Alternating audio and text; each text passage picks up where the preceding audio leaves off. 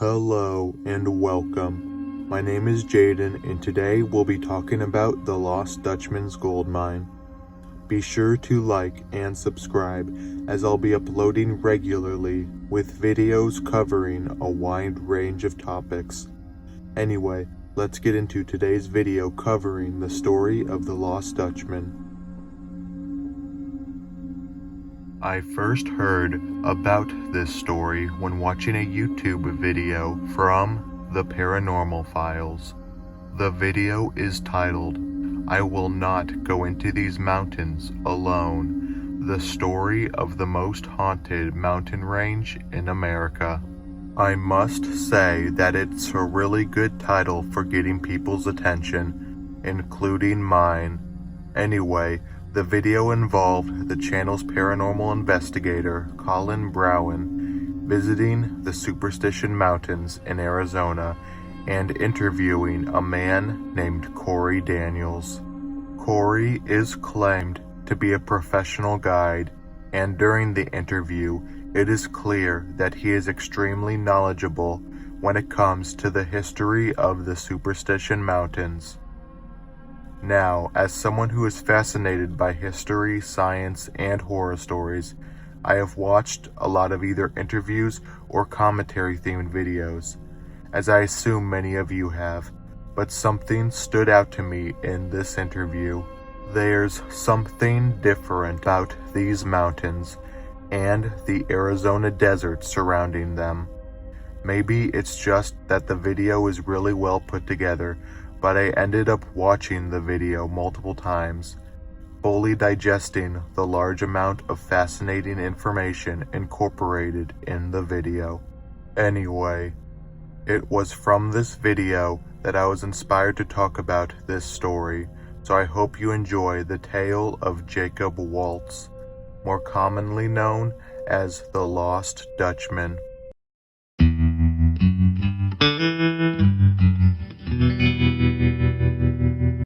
Before discussing the Lost Dutchman himself, we must first discuss the mountains in which this legend resides. Let's begin by discussing their formation. The Superstition Mountains formed from volcanic activity an estimated 25 million years ago. During this time, over 2,500 cubic miles of ash and lava were emitted and spread across the region. The volcanoes that emitted this ash and lava eventually collapsed and formed depressions and calderas. In the case of the Superstitions, there was an upthrust of thick lava in a caldera, followed by erosion that led to these magnificent mountains. These mountains are composed of welded tuff, which is volcanic ash that was cemented under extreme heat, breccia, which are rock fragments that have been cemented together, granite, dacite, basalt, and some conglomerate.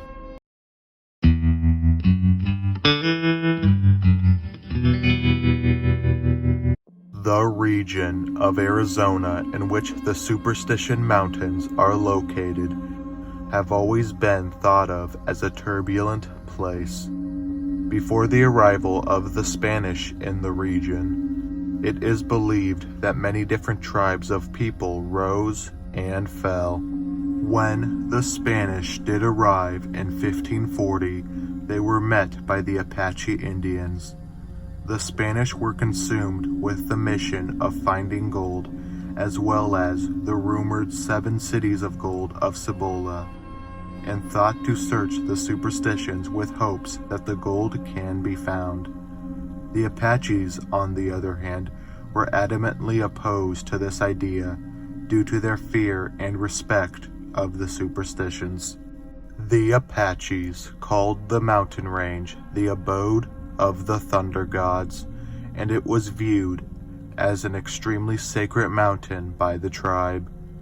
The Apaches warned the Spanish that the thunder god would ruin them if they decided to explore the mountains, but the Spanish brushed it off as tall tales and began to journey into the mountains on their quest for gold.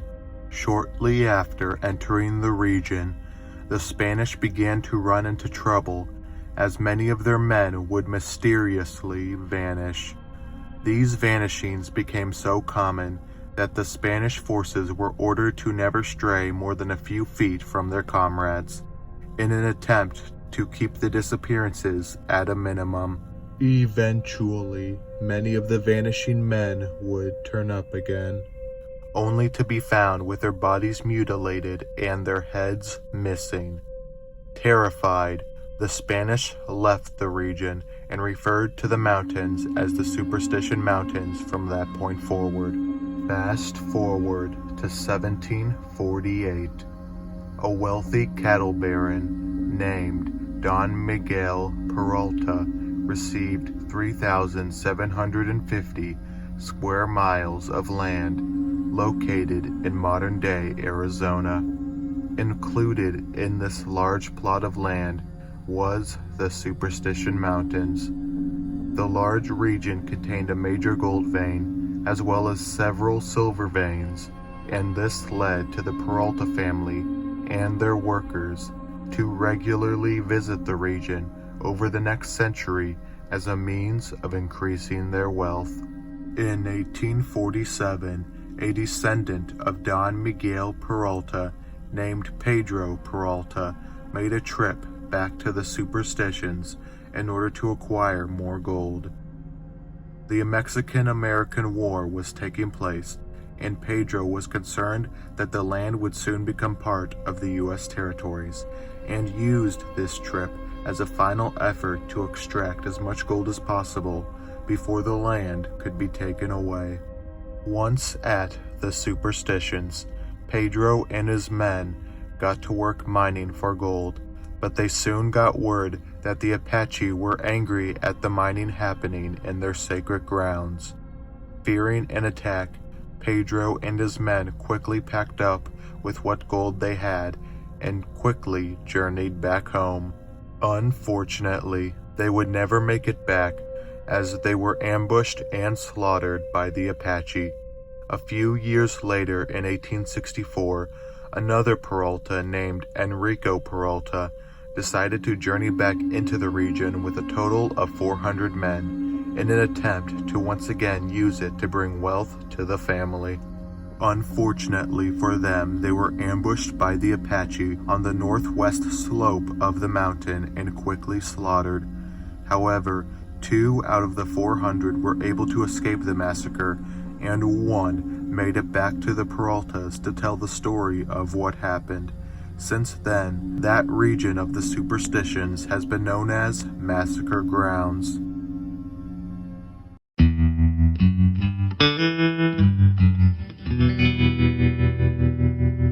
This is where the Lost Dutchman enters our story. The Lost Dutchman was known as Jacob Waltz, and he was a German immigrant who worked at Henry Wickenburg's gold mine near Wickenburg, Arizona. There, Waltz met an Apache girl named Ken T. The couple moved near the Superstition Mountains, and shortly after, Ken T showed Waltz the location of a gold mine in the area. Unfortunately for Ken T, her Apache tribe was enraged by the fact that she showed Waltz the mine, and in retaliation, they cut out her tongue. Later on, in 1877, Waltz and another man who went by the name Jacob Weiser returned to the mountains. They began to amass wealth from gold that they retrieved from the mountains. Many people asked them about the location of the gold. However, the two were very secretive about the details of their operation. They refused to give any reliable information to those who asked, and any attempts to follow the two were unsuccessful due to Waltz and Weiser being skilled at moving through the mountains very quickly. After a few years of extracting gold from the mountains, Weiser would mysteriously vanish. Many people in the surrounding parts of Arizona speculated that Weiser was killed by Waltz in order for Waltz to have all of the gold. However, No evidence could be found convicting Jacob Waltz as the killer. Waltz continued his operation of extracting large amounts of gold from his secret mine until in 1891, when his homestead was caught in a flood. Waltz survived the flood, but contracted pneumonia from the incident. The pneumonia grew worse, and on his deathbed, Waltz allegedly told his nurse, as well as some friends of his, that the entrance to his mine is located where the shadow of a weaver's needle is cast at 4 o'clock in the afternoon. But that hint has done little in helping anyone locate the mine. After Waltz's death on October 25, 1891, the legend of the lost Dutchman exploded, and many people journeyed west in search of his fabled gold mine.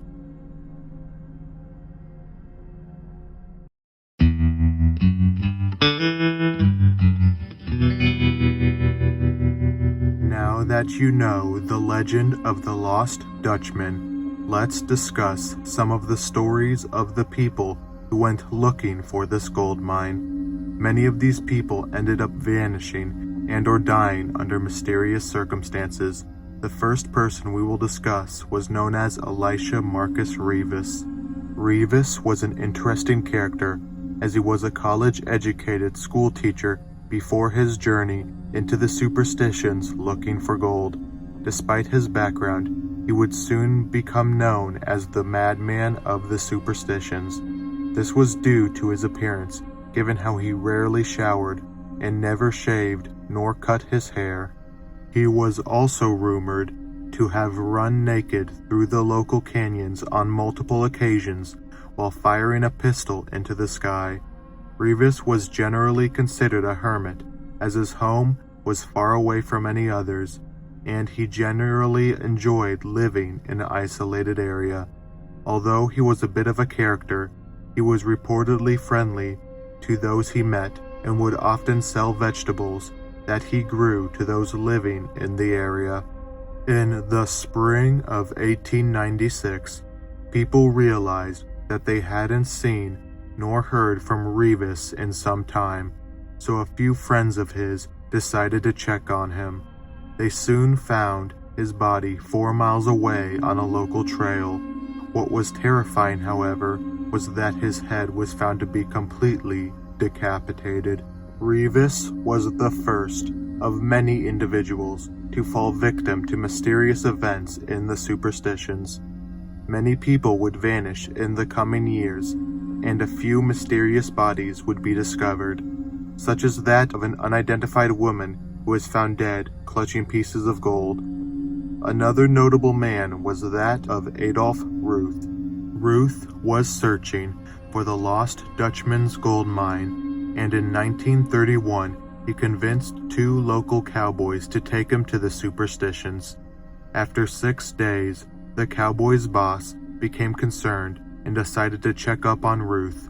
Upon arriving at Ruth's camp, it was clear that no one had been there for at least a day, so the boss reported Ruth missing.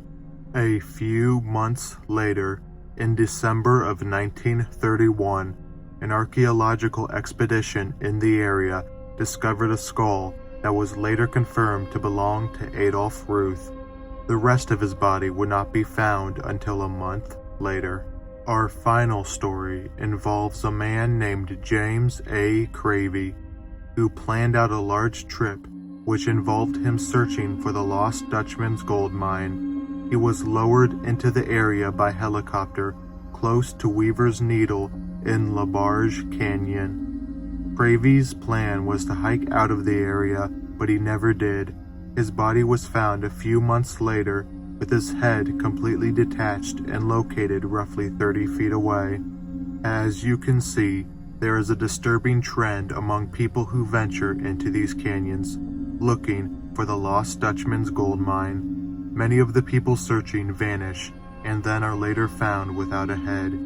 The reason behind these decapitations are unknown. Thank you for watching, and be sure to like and subscribe if you haven't yet, as I'll be making more videos on many other interesting and creepy topics and tales. Until next time.